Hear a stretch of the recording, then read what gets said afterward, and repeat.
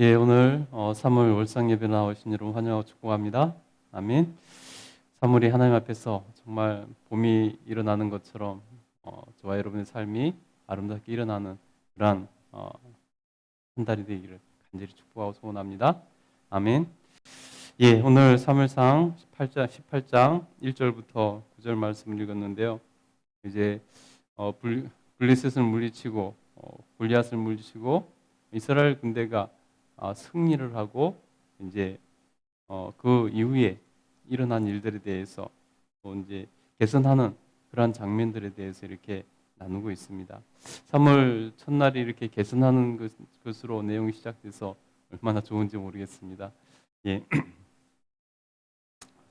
3월에 정말 여러분 개선하는 일이 정말 많이 일어나기를 간절히 소원합니다. 먼저는 다윗이 정말 평생의 벗을 만나는 그런 장면이 먼저 나오는 것을 볼 수 있습니다. 우리 1절부터 한번 읽어볼까요? 읽겠습니다. 시작.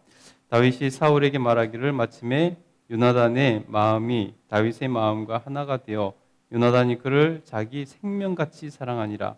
그날에 사울은 다윗을 머무르게 하고 그의 아버지 집으로 다시 돌아가기를 허락하지 아니하였고 요나단은 다윗을 자기 생명같이 사랑하여 더불어 언약을 맺으며 요나단이 자기가 입었던 겉옷을 벗어 다윗에게 주었고 자기의 군복과 칼과 활과 띠도 그리하였더라. 아멘.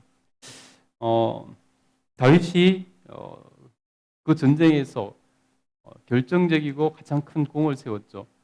블레셋 사람을 그 골리앗을 죽임으로 인해서 큰功을 세웠습니다. 그 모든 과정을 왕의 아들이 지켜보고 있었습니다. 그래서 그 아들이 요나단인데 다윗에게 이렇게 푹 빠진 것 같습니다. 그래서 그날로 이 요나단이 다윗을 좋아하기 시작한 때 그 좋아함이 그냥 보통 좋아하는 그러한 모습이 아닌 것을 볼 수 있습니다. 마치 뭐같이 사랑했다고요? 자기 생명같이 사랑했다는 것입니다. 쉬운 일이 아니죠. 그리고 그동안에 큰 이런 교류가 있었던 것도 아닌데 만나자마자 남녀 간의 사랑도 아니고 남자끼리 친구끼리 우정이 이렇게 자기 생명같이 사랑하는 그러한 스파크가 일어났다는 것입니다. 굉장히 사실 운명적인 그러한 관계의 시작이 일어나는 것을 볼 수 있습니다. 여러분 다윗에게는 둘도 없는 친구가 생긴 것입니다. 둘도 없는 후견이 생긴 것이고요. 둘도 없는 지지자가 생긴 것입니다. 인생의 동반자가 이렇게 생긴 것이죠. 여러분 하나님 앞에서 평생에 이런 친구가 이런 지인이 있으면 그것보다 더 큰 복이 어디 있겠습니까? 하나님 앞에서 3월 달에는 정말 만남의 복이 있기를 간절히 축복합니다. 하나님께서 여러분의 삶의 걸음걸음에서 정말 다윗이 요나단을 만난 것처럼 요나단이 다윗을 만난 것처럼 그렇게 하나님 앞에서 정말 만남의 복이 일어나기를 간절히 축복합니다. 그래서 서로가 사랑하기를 목숨같이 자기 생명같이 그렇게 사랑하는 관계가 되어서 정말 이런 가족 말고 이런 사람이 한 명만 있으면 얼마나 믿음직스럽고 얼마나 든든하고 얼마나 좋겠습니까?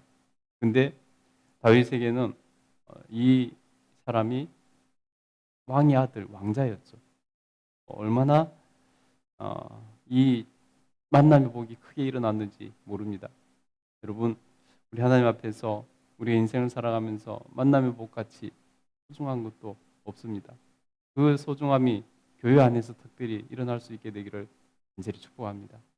같은 영성으로, 같은 믿음으로, 같은 것을 바라보면서 이렇게 좋은 만남의 복이 있다는 것, 이것보다 더 소중한 것이 없는 것이죠. 여러분, 저와 여러분이 정말 하나님 앞에서 모든 성도 관계가 하나님 앞에서 이런 복 있는 관계가 되기를 간절히 소원하고 축복합니다. 아멘. 더군다나 사울이 그 전쟁에서 승리한 다윗을 좋게 여겨서 다시는 자기 집으로 돌려보내지 않고 왕궁에서 같이 지내는 것을 이렇게 볼 수 있습니다. 뒤에 보면요, 앞심마다 같이 식사 자리를 왕이 같이 하는 것을 이렇게 볼 수 있는데요. 그것 또한 대단한 것이죠. 우리 하나님 앞에서 그래서 이렇게 다윗과 요나단이 친구가 되고 생명을 나눌 수 있는 그런 관계가 되어서 뒤에 이제 보면은 다윗에게 요나단이 얼마나 큰 도움이 많이 되는지 모릅니다. 자기 아버지가 죽이려고 할 때 그를 피신시키는 일도 하고요.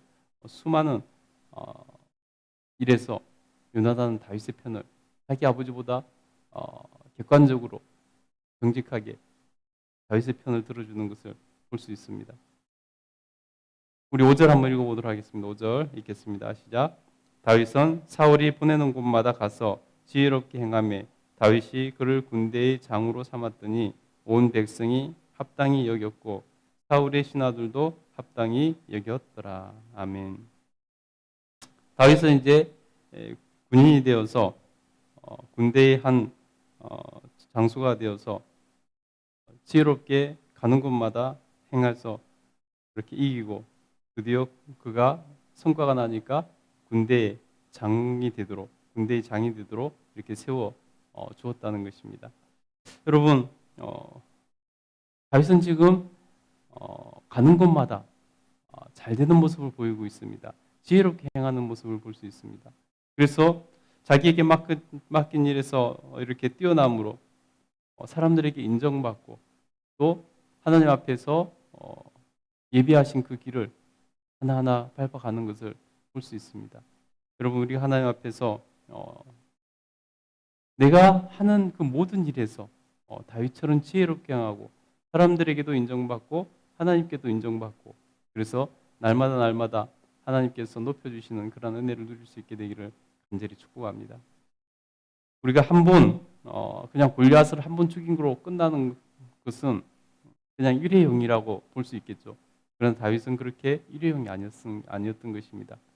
자기에게 꾸준히 맡겨진 일에 꾸준히 하나님 앞에서 그 일들을 세워나가고 잘했다는 것입니다. 우리 하나님 앞에서 그런 인생 사는 것이 정말로 중요합니다. 한번 잘하는 것으로 축복을 삼아서는 안 된다는 것입니다. 매 순간 늘 언제나 하나님 은혜 가운데 기쁨과 승리를 누릴 수 있는 그래서 칭찬을 받을 수 있는 그런 삶이 되시기를 다시 한번 간절히 축복합니다. 아멘. 그 뒤에는 이제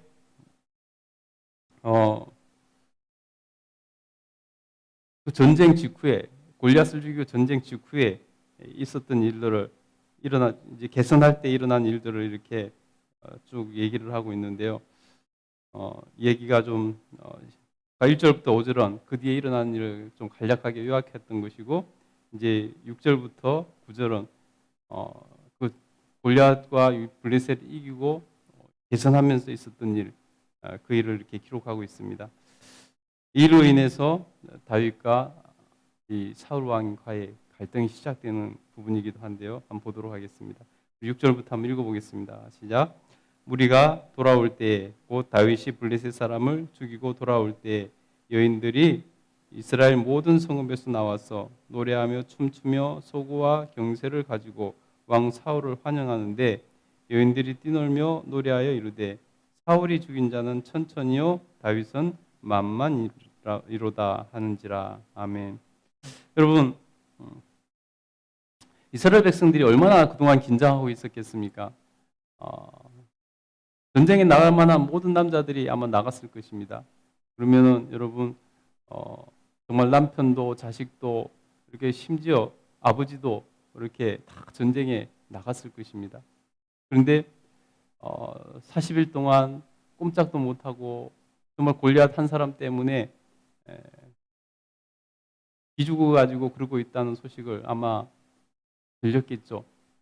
이스라엘 백성들이 얼마나 긴장하고 얼마나 이래가지고 이길 수 있겠는가, 이래가지고 전쟁에서 패해서 우리 남편이 죽진 않을까, 우리 자식이 죽지는 않을까?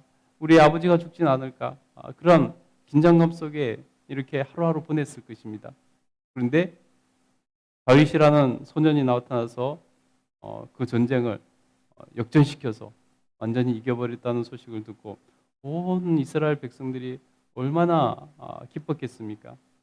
남자들은 다 군대에 나가 있고 이제 여자들만 거의 남아 있는 거죠. 할아버지나 뭐 어린아이 빼고는. 근데 그 기쁨의 전쟁의 승리의 소식을 듣고 개선한다는 소리를 들으니까 이 여인들이 얼마나 행복하고 기뻤겠습니까? 그래서 모든 여인들이 나와서 이스라엘 군대가 개선하고 돌아오는 그것을 맞이하며 기뻐서 춤을 추고 노래를 하면서 환영을 하는데요. 근데 그 노래가 어떤 노래였냐면 바로 사울이 죽인 자는 천천히요 다윗은 만만히로다 하는 노래를 지어서 불렀다는 것입니다. 다윗에게 얼마나 고마웠으면 이렇게 노래를 지어서 이렇게 높여줬겠습니까? 그래도 좀 여인들이 좀 지혜롭게 했으면 좋았을 텐데 그러지를 이렇게 않고 백성들은 뭐 눈치 볼 필요는 없죠. 백성들은 있는 그대로 이렇게 자기의 고마움을 다윗에게 이렇게 표현을 한 거죠. 물론 사울도 이번 전쟁에서 승리하고 돌아왔기 때문에 그에게도 감사했겠죠. 그래서 사울은 죽인 자는 천천히요 다윗은 만만이라고 다 이렇게 해줬지만은 그러나 이게 비교한 것이 돼버렸잖아요. 어떻게 보면은 사울은 왕은 천천을 죽이고 그 군인도 안 됐던 다윗은 만만을 죽이고 돌아온 것이 되니까 사울 입장에서는 그 소리를 들었을 때 기분이 좋을 리가 없는 것이죠. 차라리 사울을 빼고 그냥 다윗이 죽인 것을 기뻐하면서 다윗만 이렇게 잘했다고 칭찬해 줬으면은 비교가 또 안 됐을 텐데 이건 비교가 되어버린 거니까 사울 입장에서는 굉장히 기분이 나빴을 것입니다. 그래서 사울의 반응은 어땠을까요? 우리 8절부터 한번 읽어보겠습니다. 읽겠습니다. 시작. 사울이 그 말에 불쾌하여 심히 노하여 이르되 다윗에게는 만만을 돌리고 내게는 천천만 돌리니 그가 더 얻을 것이 나라 말고 무엇이냐 하고 그날 후로 사울이 다윗을 주목하였더라. 여러분 보세요. 비교는 사람을 굉장히 기분 나쁘게 하는 것입니다. 더군다나 왕이 아직 군대도 들어오지 못할 나이여서 양치기나 하고 있었던 그 아이에게 비교당해서 지금 자기에게는 천천을 돌리고 백성들이 다윗에게는 만만을 돌리니 굉장히 기분이 나빴든지 그대로 불쾌감을 드러내는 것을 볼 수 있습니다. 그리고 심히 노해서 이렇게 말합니다. 다윗에게는 만만을 돌리고 내게는 천천만 돌리니 그가 더 얻을 것이 나라 말고 무엇이냐. 그가 더 얻을 것이 나라 말고 무엇이냐. 이 말은 이제 그가 왕이 되는 것 외에는 뭐가 더 필요하냐라고 말을 하는 것입니다. 자기가 왕위에 이 도전을 받고 있다는 두려운 마음이 들었던 것입니다. 여러분, 사울의 평생은 자기 왕위를 지키고 자기 왕위를 자식에게 물려주는 것, 이것이 이 사울에게 가장 큰 과업이었습니다. 심지어 그래서 하나님 명령보다 하나님께서 원하시는 것보다 자기가 이 왕위를 지켜내고 왕위를 자식에게 물려주는 걸 더 중요하게 여기서 백성들에게 인기를 얻고자 하나님 명령하신 것조차 이렇게 온전히 순종하지 않고 자기 인기를 찾은 그 길을 찾았다가 결국 하나님께 버림받지 않았습니까? 그만큼 이 사울에게 왕위는 인생에서 가장 중요한 목표고 목적이었고 가장 소중한 것이었습니다. 그런데 그것이 위협받다고 느끼기 시작했다는 것입니다. 그래서 사울왕은 다윗을 경계하기 시작했다는 것입니다. 이게 주목하기 시작했다는 것은 경계하기 시작했다는 것이죠. 경쟁 상대로 여기기 시작했다는 것입니다. 여러분 역사에 보면요 왕위를